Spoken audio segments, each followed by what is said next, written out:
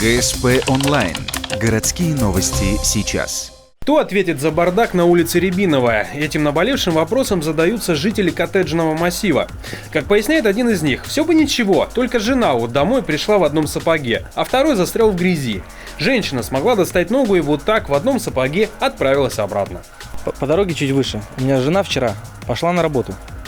А так как дороги нету, она решила обойти ее чуть-чуть по бровке. Сбоку.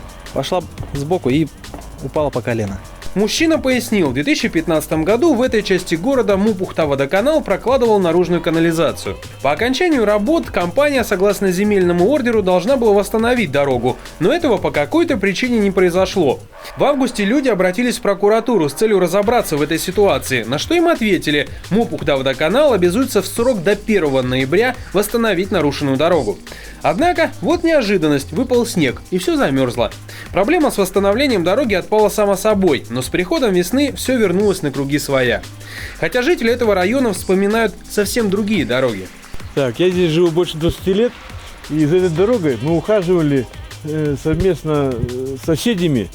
Она была в хорошем состоянии, можно было весной и осенью пройти в туфлях. Сейчас в сапогах невозможно по ней пройти после этих земляных работ. Этой проблемой теперь снова займется местная прокуратура, ведь жители района снова подали заявление. Кроме того, 21 апреля по этой проблеме жители ждут комиссию из представителей Ухта-Водоканала, администрации и Горгаза. Остается только надеяться, что эти люди смогут ответить на все вопросы местных жителей, например, когда восстановят дорогу и кто ответит за безобразие.